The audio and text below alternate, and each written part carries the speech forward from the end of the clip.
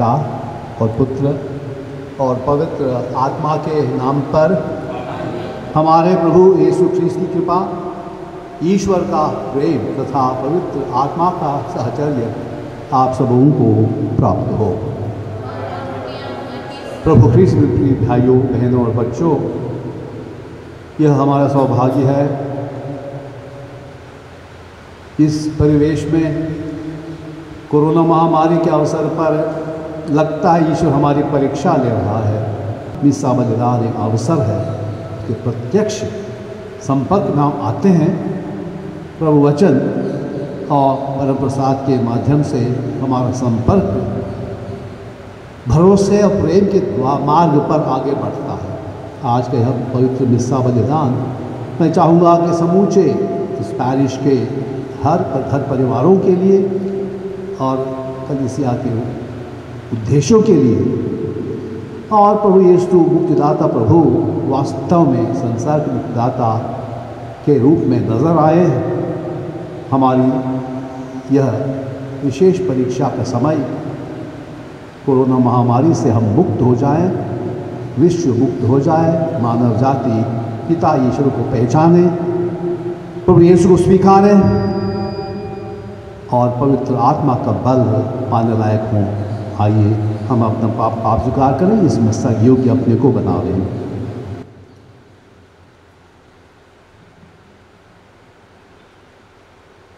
हम सब मिलकर बोले, भाइयों बहनों, मैं बात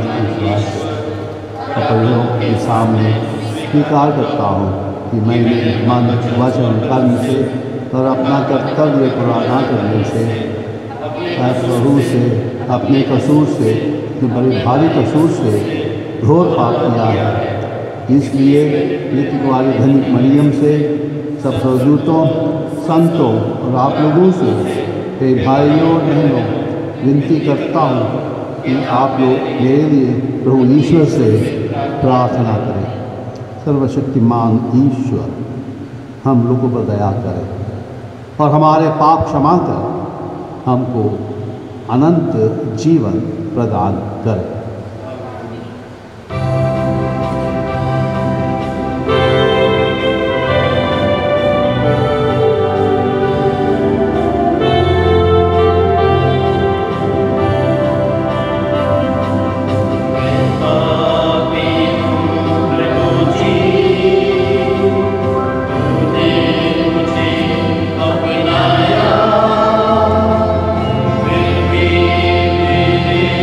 See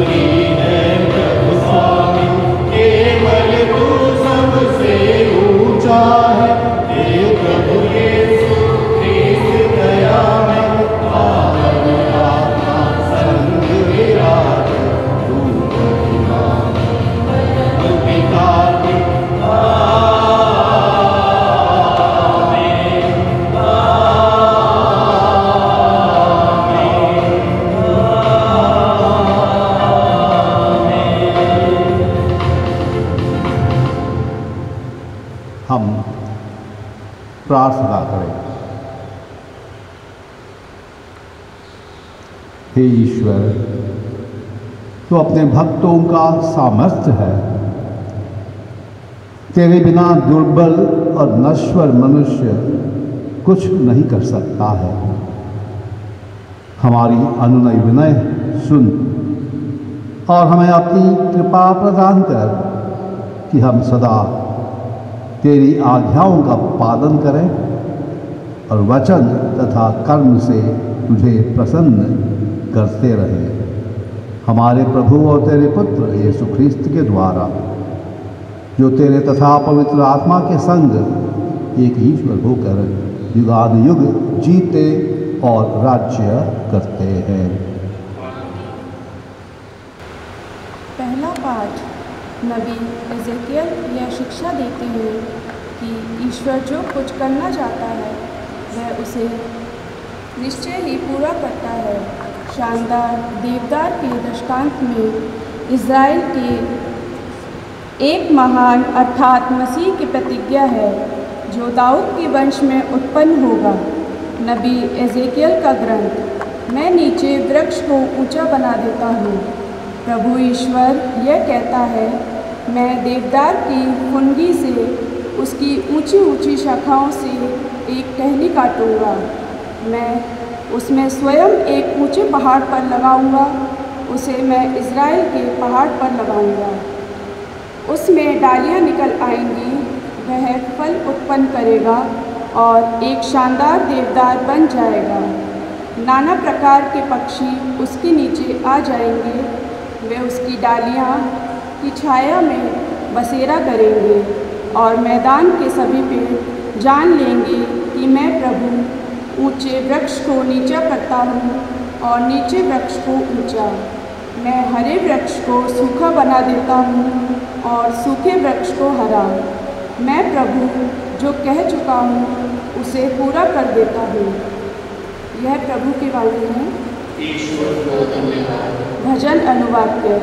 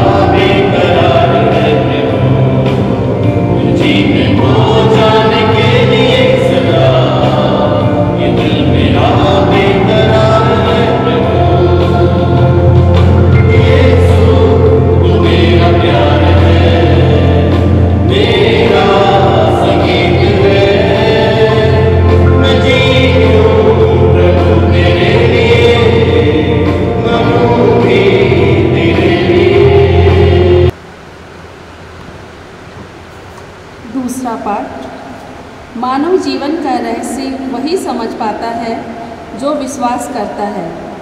विश्वास द्वारा हम समझ पाते हैं कि हमें कहाँ जाना है और वहाँ जाने के लिए हमें किस रास्ते पर चलना है। हमें ईश्वर की इच्छा पूरी करनी चाहिए।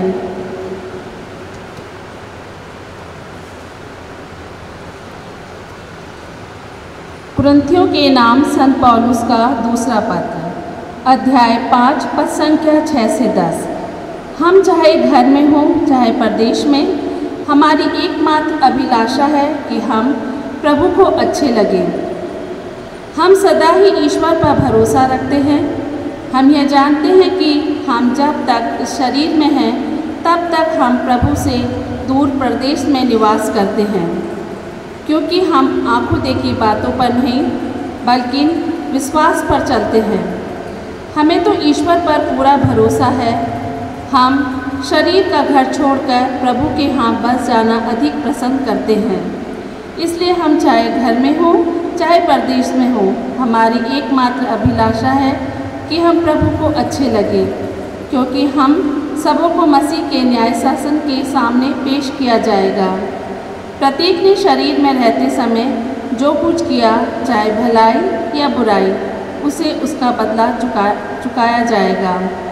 यह प्रभु की वाणी है। ईश्वर को धन्यवाद। जय घोष।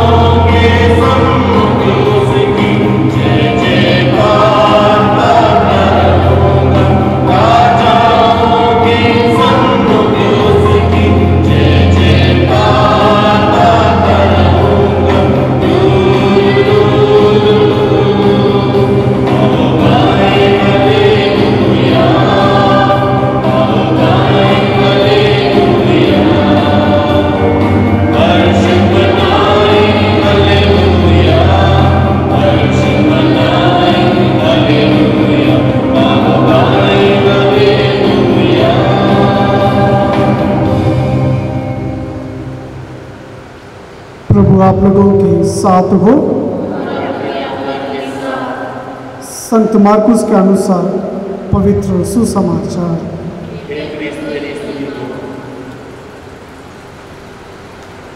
यीशु ने लोगों से कहा, ईश्वर का राज्य उस मनुष्य के सदृश है जो भूमि में बीज बोता है। वह रात को सोने जाता और सुबह उगता है। बीज उगता है और बढ़ता जाता है, हालांकि उसे ये पता नहीं कि यह कैसे हो रहा है। भूमि अपने आप फसल पैदा करती है, पहले अंकुर, फिर बाल और बाद में पूरा दाना। फसल तैयार होते ही वह हंसिया चलाने लगता है, क्योंकि कटनी का समय आ गया है। यीशु ने कहा, हम ईश्वर के राज्य की तुलना किससे करें? हम किस दृष्टांत द्वारा उसका निरूपण करें? वह राई के दाने के सदृश है। मिट्टी में बोए जाते समय वह दुनिया भर का सबसे छोटा दाना है, परंतु बाद में बढ़ते बढ़ते वह सब पौधों से बड़ा हो जाता है और उसमें इतनी बड़ी बड़ी डालियां निकल आती हैं कि आकाश के पंछी उसकी छाया में बसेरा कर सकता है।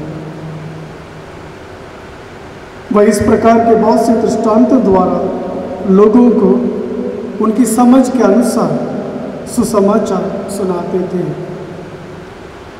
वह बिना दृष्टांत के लोगों से कुछ नहीं कहते थे, लेकिन एकांत में वह अपने शिष्यों को सब बातें समझाते थे।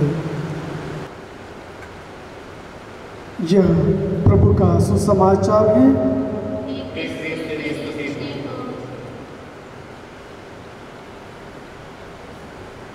प्रभु यीशु में मेरे प्रिय भाई बहनों और बच्चों, हमारा धर्म शिक्षा हमें इस तरह से तैयार करती है कि हम अपने धर्म विश्वास के मार्ग पर चलते रहें और हफ्ते भर का इतवार का सारा पवित्र मिस्सा बलिदान हमारे लिए एक विशेष महत्व रखता है। यह मिस्सा बलिदान हमारे लिए यह संदेश लेके आ रहा है कि ईश्वर ने हम सबों की एक उद्देश्य के लिए रचा है। हमारे जीवन का कुछ गरिमामय अर्थ भी है, उद्देश्य और अर्थ। नबी एजेकियल इस बातों को समझा रहे हैं कि उपमा एक देवदार पेड़ का, जिसकी बड़ी बड़ी डालियां होती हों, उसके पत्ते विस्तृत हो जाते हों। वो कहता है कि विस्तृत डालियों में से एक डाली मैं काटूंगा और ऊंचे पहाड़ पर को लगाऊंगा।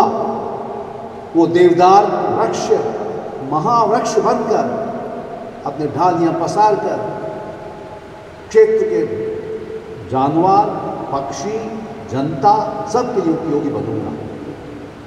देवदार वृक्ष बड़े छोटे जंगलों में होता हो, देवदार वृक्ष मजबूत होता है, कीमती होता है। और उन्होंने ये उपमा इसलिए रखी है कि जनता, जो चुनी हुई इजरायली जनता, मिस्र देश से चुनकर प्रतिज्ञात देश आना और मूसा, यहोशुआ इनके निर्देशन में पिता की ओर से दिए हुए शिक्षाओं को वो हम सबको प्रदान करता है। और आखिर कुछ प्रतिज्ञात देश में विस्तृत देवदार वृक्ष के समान मानवता की रक्षा के लिए एक मुक्तिदाता को भेजने वाले हैं। दूसरे पाठ संत पौलुस हमारे विश्वास को दृढ़ बनाने के लिए शिक्षा दे रहे हैं कि हमारा विश्वास एक आंतरिक अनुभव हो। जैसे शरीर में आत्मा है, बिना आत्मा के शरीर में जीव ना होता हो, उसी तरह हमारे जीवन में यदि विश्वास नहीं होता हो, हम जीवित नहीं हो। मानव जीवन उस रचयिता ईश्वर पर विश्वास, भरोसे, प्रेम लेके आगे बढ़ता है। वो कहता है जहाँ के भी हम रहें, दूर रहें, नज़दीक रहें, लगता है हम परदेश में हों। हमारा वास्तविक देश स्वर्ग राज्य है, जहाँ हमारे पिता हैं। यह विषयवासी मानव शरीर आत्मा को कमज़ोर करते दिख रहा है, लेकिन मसीही जीवन, हमारा धर्म विश्वास, हमारी धर्म शिक्षा हमें तैयार करता है कि यह पवित्र आत्मा के बल से वो आत्मा हमें जीवित रखता हो, वह इस शरीर पर राज्य करे। उसकी पुष्टि में सुसमाचार में प्रभु यीशु दृष्टांतों के माध्यम से अपने शिष्यों को शिक्षा दे रहे हैं। स्वर्ग राज्य बीज के बराबर है, जो ज़मीन में बोया जाता है, अंकुर आते हैं, डालियाँ पत्तियाँ आ जाती हैं, समय आने पर फसल प्राप्त होता है। बोने वाला नहीं सोचता कैसे होता है, लेकिन होता है। आशा भरोसे से वो बीज बोया जाता हो, वो उपजाऊ बीज हो जाता हो, वह सबको आनंद प्रदान करता है। स्वर्ग राज्य इस तरह का है। और उदाहरण देते हैं राई का दाना। राई का दाना देखने में बहुत छोटा हो, जमीन पर अनदेखे रूप से पड़ जाता हो, समय आने पर अंकुरित होता हो, वो भी बड़ा पौधा होकर चिड़ियों को और हमारे लिए खाने के लिए दाना है वो प्राप्त हो जाता है। यदि हम सोचें बड़ा जंगल है, कहते हैं जंगल का राजा सिंह होता है, बड़ा गुर्राता है, सब पशु पक्षियों को डराता है, वो राजा है। वो महाराजा जंगल का एक देवदार पेड़ के नीचे सोया हुआ था। कुछ आंधी आई, एक बड़ा ढाली, देवदार वृक्ष की ढाली टूट पड़ी और कहाँ पड़ी? जंगल के महाराजा सर पर पड़ी। जंगल का राजा चिल्लाने लगा, ऊपर नीचे देखने लगा, किसने मुझे मारा, किसने मारा? देवदार वृक्ष मुस्कुराते कहता है, मैंने तुमको नहीं मारा। और किसने मारा? मैं राजा हूं, मुझे मारने की ताकत कहां से आई? क्या मालूम, जिसने मुझे बनाया है, मुझे बड़ी बड़ी डालियां दी हैं, आंधी आने पर डालियां जो सूखी रहती हों बढ़ जाती है, वो गिर गई है, कोई आकर लेगा, उसे जलाने ले जाएगा, लेकिन आप कह रहे ना, कैसे संभव हुआ?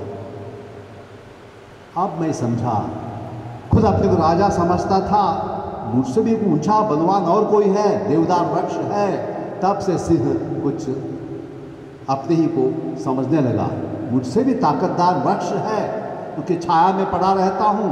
मेरे प्रिय भाई बहनों, इस धरती की यात्रा में हर मानव एक तरह से दलबंदी के रूप में दौड़ लगाता है। धन कमाना हो, कुछ हासिल करना हो, धन दौलत के पीछे पड़ना हो, आखिर हमारी दौड़ दूसरों को पीछा समझकर, निम्न समझकर आगे बढ़ना कहाँ तक ईश्वर को पसंद होगा?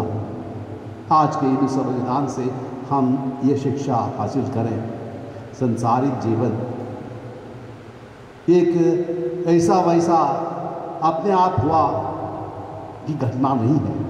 ईश्वर ने ठहराए हुए रूप से हमें इस धरती पर जन्म लेना होता है, धरती पर करके दिखाना भी है कि धार्मिकता, आध्यात्मिकता और मानवता को समेट के आगे बढ़ना, और संसार जिस तरह से प्रभु यीशु ने दृष्टांत के माध्यम से स्वर्ग राज्य की शिक्षा दी, हमें भी बुलाया जाता है, हम भी उस दिशा की ओर दृष्टि रखते हुए जीवन की गरिमा को समझें। सब मानव जाति एक तरह से डर के मारे है। मैंने कहा, लगता है, मेरा विश्वास मुझे बताता है कि ईश्वर मेरी परीक्षा ले रहा है।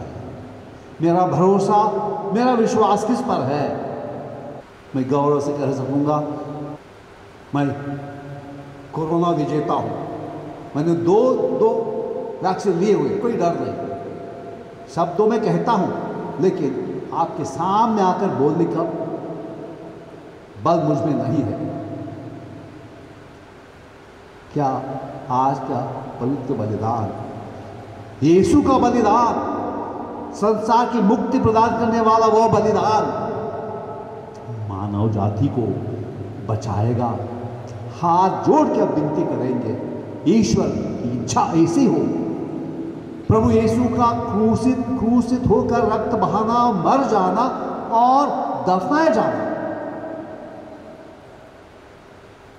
तो उसकी शिक्षा के अनुसार धीरे धीरे जी उठना, स्वर्ग में आरोहित हो जाना और पवित्र आत्मा को शिष्यों पर भेजना।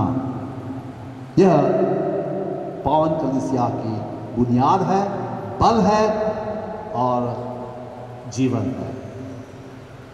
हम भाग्यशाली हैं। बपतिस्मा संस्कार से पुष्ट होकर दृढ़ीकरण संस्कार, प्रभु प्रसाद, पाप स्वीकार, विवाह संस्कार, समर्पित जीवन, धन भाई बहन, पुरोहिताभिषेक और मरीजों के लिए मलन चंगाई का वह साधन। इन संस्कारों से हम पुष्ट हुए होते हैं। एक बुज़ुर्ग आदमी 90 साल का धनी अस्पताल में भर्ती हुआ। बड़े मित्र उनके डॉक्टर आए थे, 2-4 जन मिलकर उसकी सेवा के लिए तैयार थे और उनमें बात हो रही थी। उन्हें दूर से सुना उनको कभी वेंटिलेटर की ज़रूरत पड़ती होगी, वेंटिलेटर की भर्ती होगी। दूसरे डॉक्टर ने कहा घंटे के लिए इतना किराया पड़ता है घंटे के लिए। ये बात कुछ सालों पूर्व हुई थी। तब वो सुनते सुनते वो रो पड़ा। सच्चा हवा करने के लिए वेंटिलेटर की ज़रूरत है, उसका एक हर घंटे इतना पैसा चुकाना पड़ता है। वो रोने लगा, जोर से रोने लगा। उसको रोते देखकर डॉक्टर एक एक निकल गए। बड़े मित्र वो कंधे पर हाथ रखे कहने लगे, मेरे भाई घबराना नहीं, तुम हमारे ही दोस्त हो, वेंटिलेटर की ज़रूरत पड़ती हो करेंगे, लेकिन आपको उसका धन चुकाने की चिंता नहीं होने, उसका कंसेशन करेंगे। वो मरीज़, मैं इसको अस्पताल को खरीद सकता हूँ, मेरे पास काफ़ी धन है, लेकिन मैंने कभी नहीं सोचा जन्म से 92 साल मेरे हुए हैं, 92 सालों से मैं हवा ले रहा हूँ मुफ्त में। अब ऑक्सीजन के लिए घंटे के लिए उतना देना है, कभी नहीं सोचा। अब मैं ईश्वर को धन्यवाद देते रहूँगा। मुझे मुफ्त में उन्होंने हवा दे दी थी, उसको मैंने परिपूर्ण मात्रा में धन्यवाद नहीं दिया है। मेरा भावी जीवन ईश्वर धन्यवाद देते ही होता रहेगा। हमें कभी नहीं सोचता है कि ईश्वर ने हमारी कितनी भलाई की है। पाप क्षमा से लेकर जीवन के हर मोड़ पर ईश्वर से हमें सहायता पाई है। यह समय है, मैंने कहा परीक्षा का समय है, हो जाने दीजिए, उसका उत्तर हमें ढूंढना पड़ेगा। धन्यवाद, हे प्रभु तुझे धन्यवाद, तेरी महिमा हो, तेरी बड़ाई हो। यह प्रार्थना दिल से होनी है। ईश्वर को धन्यवाद हम देते हैं अच्छे स्वास्थ्य के लिए, धन्यवाद हम देते हैं हमारे सब परिवारजनों के लिए, समाज के लिए, जो सत्ता चलाते उनके लिए। हमारी प्रार्थना जारी रहेगी, विनतियाँ चढ़ाएंगे। रचयिता ईश्वर ने हम सबको उसी के लिए रचा है, उसी के मार्ग पर हम चलते हों। हमारी ध्येय स्वर्ग राज्य की प्राप्ति है। जिए और मरें हम रहेंगे स्वर्ग राज्य के लिए, उसी के सदस्य बने रहेंगे और उसके लिए दूसरों को भी अच्छा नमूना देंगे। आइए मेरे प्रिय भाई बहनों, भक्ति विश्वास के साथ हम खड़े होकर विश्वास की बेनती दोहराएंगे। हम शुक्र पृथ्वी के सृष्टिकर्ता सर्वश्रेष्ठ पिता ईश्वर में विश्वास करते हैं और उस इकलौते पुत्र हमारे प्रभु यीशु ख्रीस्त में हम विश्वास करते हैं, जो पवित्र आत्मा के द्वारा गर्भ में आए, कुआरी मरियम से जन्मे, पौंतियुस पिलातुस के शासन काल में दुख भोगा, वो क्रूस पर चढ़ाए गए, मर गए, दफनाए गए, अधोलोक में उतरे, वह के जी उठे, स्वर्ग गए, तो पिता ईश्वर के दाहिने विराजमान है, वहाँ से जीवितों मदद की न्याय करने आएंगे। हम पवित्र आत्मा, पवित्र कैथोलिक कलीसिया, धर्म की सहभागिता, पापों की क्षमा, शरीर के पुनरुत्थान, अनंत जीवन में विश्वास करते हैं। आमीन। प्रिय भाई बहनों, यीशु सदैव दृष्टांतों द्वारा ही हमें शिक्षा देते हैं। आज के सुसमाचार से उन्होंने अपने दृष्टांतों द्वारा स्वर्ग राज्य की उन्नति और विकास का बीज के अंकुर तथा वृद्धि के रूप में परिभाषित किया है और इसके रहस्य को समझाया है। अतः उनके द्वारा हम अपनी सब ज़रूरतों को पिता ईश्वर के समक्ष रखें और कहें, हे पिता हमारी प्रार्थना सुन। हम अपने संत पिता, अपने सभी धर्माध्यक्षों, पुरोहितों, धर्म सिद्धियों के लिए प्रार्थना करें कि वे कलीसिया की अगुवाई सफलतापूर्वक कर सके, ताकि उसके सभी सदस्य पूर्ण ज्ञान, समझ, प्रज्ञा और विवेक में विकसित हो सके और अपने कर्तव्यों को सही ढंग से निभा सके। इसके लिए हम पिता ईश्वर से प्रार्थना करें। हम समस्त विश्व में कार्यरत मिशनरियों के लिए प्रार्थना करें वे स्वर्ग राज्य के विकास के बारे में विश्वासियों को उचित शिक्षा दे और इसके रहस्य को समझ सके। इसके लिए हम पिता ईश्वर से प्रार्थना करें। हमारे देश के उन निवासियों के लिए प्रार्थना करें जो गरीबी, बेरोजगारी तथा अन्य समस्याओं से जूझ रहे हैं। उनकी समस्याओं को दूर किया जा सके।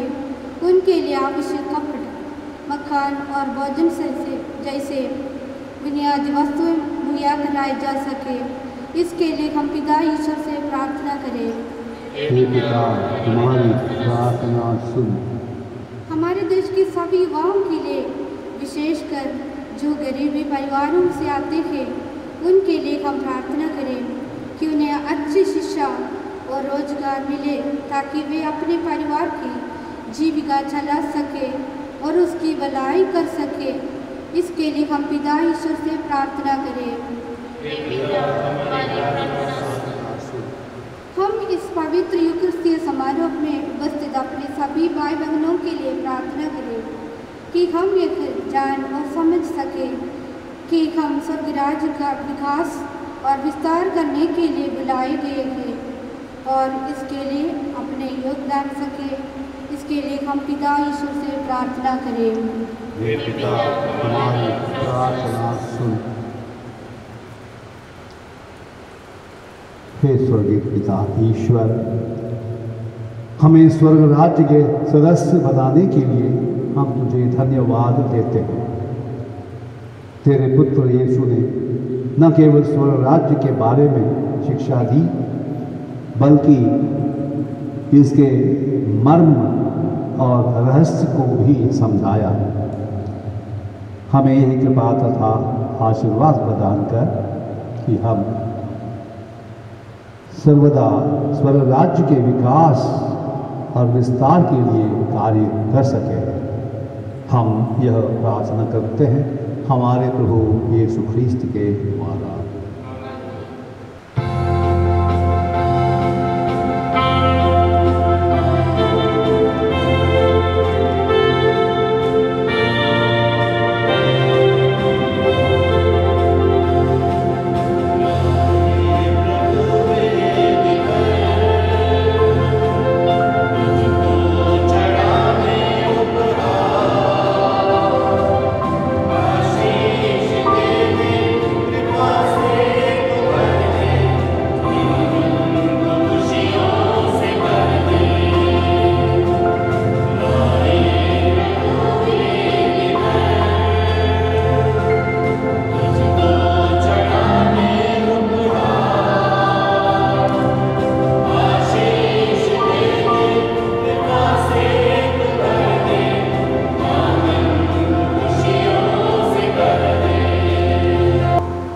भाइयों बहनों, प्रार्थना कीजिए सर्वशक्तिमान पिता ईश्वर मेरा और आप लोगों का यह बलिदान स्वीकार करें। स्तुति के लिए हमारे लिखा पवित्र समस्त पवित्र कलीसिया के लाभ के लिए आपके हाथों से यह बलिदान ग्रहण करें। हे ईश्वर, रोटी और दाखरस का यह उपहार भोजन के रूप में मनुष्यों को बल देता और संस्कार के रूप में उनका नवनिर्माण करता है। हमारे शरीर और आत्मा पर इसका प्रभाव कभी विफल न हो, यह प्रार्थना स्वीकार कर हमारे प्रभु ख्रीस्त के द्वारा। प्रभु आप लोगों के साथ हो। प्रभु में मन लगाइए। हम अपने प्रभु ईश्वर को धन्यवाद दें। हे पूज्य पवित्र पिता, सर्वशक्तिमान और शाश्वत ईश्वर, यह वास्तव में उचित और न्याय संगत है, हमारा कर्तव्य तथा कल्याण है कि हम सदा और सर्वत्र अपने प्रभु ख्रीस्त के द्वारा तुझे धन्यवाद दें। इन्होंने पतित मानव पर तरस खाकर स्वयं को दीन बना दिया और कुंवारी मरियम से जन्म लेने की कृपा की। इन्होंने क्रूस की यातना सहकर हमें अनंत मृत्यु से मुक्त कर दिया। और पुनर्जीवित होकर हमें अनंत जीवन प्रदान किया है। इसलिए दूतों और स्वर्गदूतों, सिंहासन, साम्राज्य, स्वर्गीय सेनाओं और शक्तियों के साथ मिलकर हम अनंत काल तक तेरा महिमा गान करते हैं।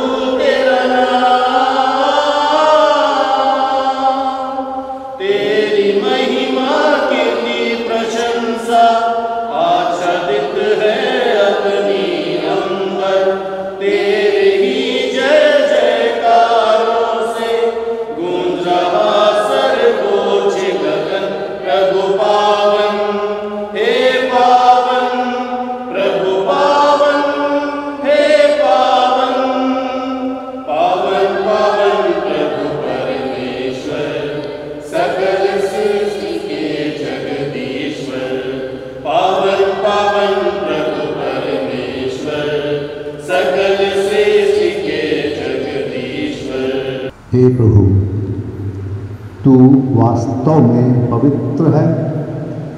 यह उचित है कि तेरी समस्त सृष्टि तेरा गुणगान करे, क्योंकि तू अपने पुत्र हमारे प्रभु यीशु ख्रीस्त के द्वारा और पवित्र आत्मा की शक्ति से सभी प्राणियों को जीवन तथा पवित्रता प्रदान करता है। तू स्वर्गों में अपनी प्रजा एकत्र करता है कि दसों दिशाओं दिन रात तुझे निर्मल बलि चढ़ता रहे। इसलिए हे प्रभु, हम तुझसे विनम्र निवेदन करते हैं, हमारे इन उपहारों को पवित्र आत्मा की शक्ति से कृपापूर्वक पवित्र कर, कि यह तेरे पुत्र हमारे प्रभु यीशु ख्रीस्त के शरीर तथा रक्त बन जाएं। उन्हीं की आज्ञा से हम यूकरिस्त का यह समारोह मना रहे हैं। जिस रात को यीशु मृत्यु के लिए सौंपे गए, उन्होंने रोटी ली, तुझे धन्यवाद दिया और रोटी तोड़कर उसे अपने शिष्यों को देते हुए कहा, तुम सब इसे लो और इसमें से खाओ, क्योंकि यह मेरा शरीर है जो तुम्हारे लिए बलि चढ़ाया जाएगा।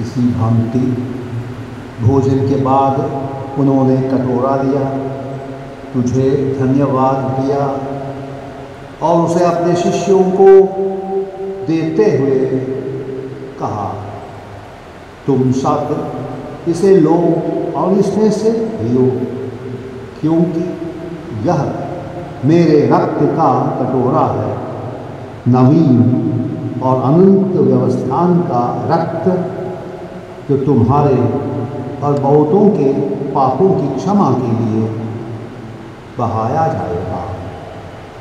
तुम मेरी स्मृति में यह किया करो।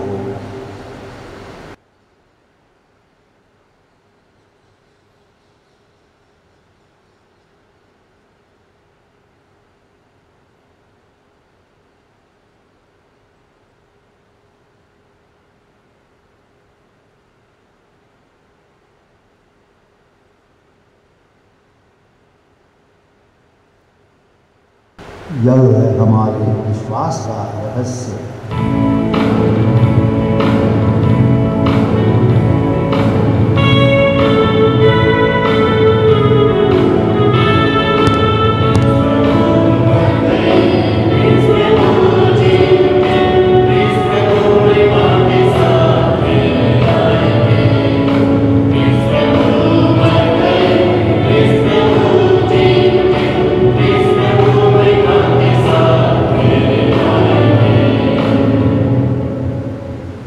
इसलिए हे प्रभु, हम तेरे पुत्र की मुक्ति प्रदत्त भोग, प्रताप पुनरुत्थान और स्वर्गारोहण का स्मरण करते हैं तथा उनके पुनरागमन की बाट जोते हुए धन्यवाद स्वरूप तुझे यह जीवंत और पवित्र बलि चढ़ाते हैं। अपनी कलीसिया की भेंट पर कृपा दृष्टि डाल और यह बलिदान स्वीकार कर, जिसके अर्पण से प्रसन्न होकर तूने हमें अपना बना लिया है। तेरे पुत्र के शरीर तथा रक्त से हमारा परिपोषण होता है। ऐसा वर दे कि उनके पवित्र आत्मा से परिपूर्ण होकर हम ख्रिस्त में एक शरीर तथा एक मन हो जाए। वही पवित्र आत्मा हमको अनंत उपहार स्वरूप तुझे चढ़ाए और ईश्वर की माता परम धन्य कुंवारी मरियम, उनके वह धन्य यूसुफ, तेरे धन्य प्रेरितों, प्रतापी शहीदों और सब संतों के साथ हमें भी उनके स्वर्गीय आनंद का सहभागी बनाए। हमें इनकी सतत प्रार्थनाओं का अटल भरोसा है।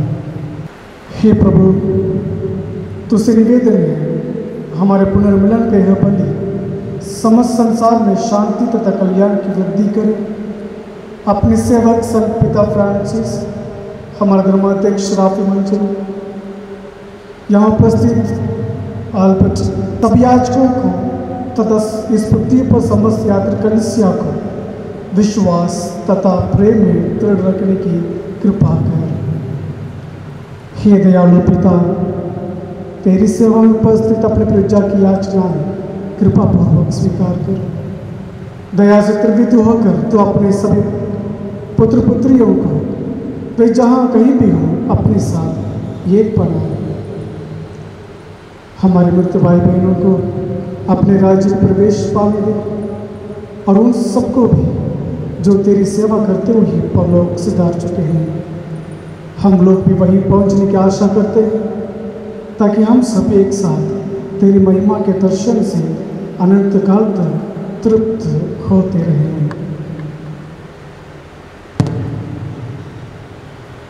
इन्हीं प्रभु ख्रीस्त के द्वारा, इन्हीं के साथ और इन्हीं में, हे सर्वशक्तिमान पिता ईश्वर, पवित्र आत्मा के साथ सारा गौरव सम्मान युगानुयोग तेरा ही है।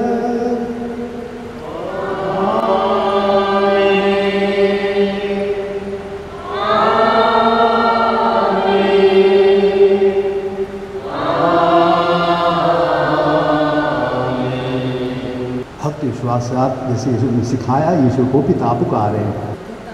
जो स्वर्ग में है, तेरा नाम पवित्र किया जाए, तेरा राज्य आए, तेरी इच्छा जैसी स्वर्ग में है वैसे पृथ्वी में भी हो। हमारा प्रतिदिन आहार आज हमें दे और हमारे अपराध हमें क्षमा कर, जैसे हम भी अपने अपराधियों को क्षमा करते हैं। हमें परीक्षा में न डाल, परंतु बुराई से बचा। हे प्रभु, हम तुझसे प्रार्थना करते हैं, सभी बुराई से बचा और इस जीवन में भी कृपापूर्वक शांति प्रदान कर। हम तेरी दया से सदा पाप से दूर और हर विपत्ति से सुरक्षित रहें और उस दिन प्रतीक्षा करते रहें जब हमारे मुक्तिदाता यीशु ख्रीस्त फिर प्रकट होकर हमारी मंगलमय आशा पूरी करेंगे।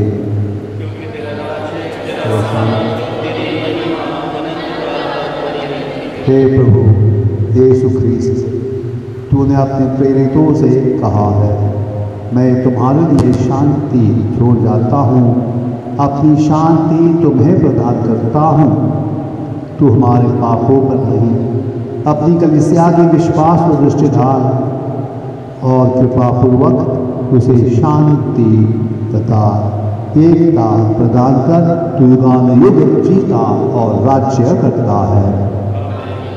प्रभु की शांति सदा आप लोगों के साथ रहे। परस्पर शांति निवारण कीजिए।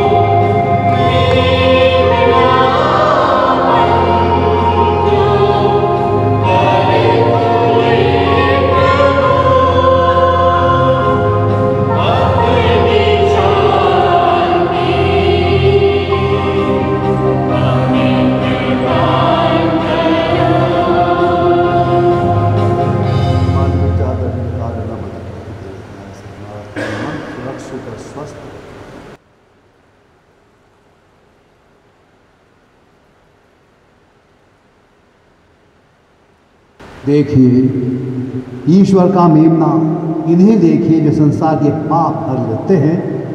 धन्य वे जो मेमने के भोज में बुलाए गए हैं।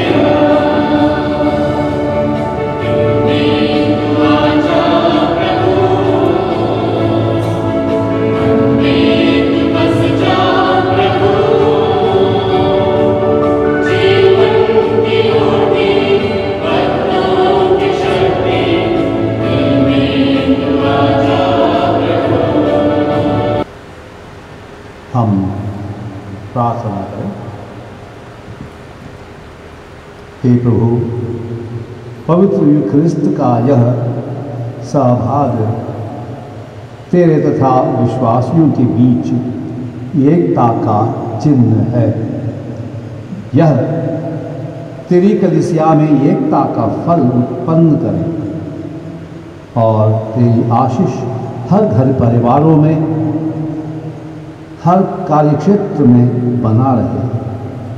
सच्चा स्वास्थ्य और स्वर्गीय वरदानों से उन्हें भरपूर कर विनती अब करते हैं उन्हीं हमारे प्रभु ख्रीस्त के द्वारा। प्रभु आप लोगों के साथ हो। सर्वशक्तिमान ईश्वर पिता और पुत्र और पवित्र आत्मा आप लोगों को आशीर्वाद प्रदान करें। आप लोग विदा लें। प्रभु की शांति साथ रहे।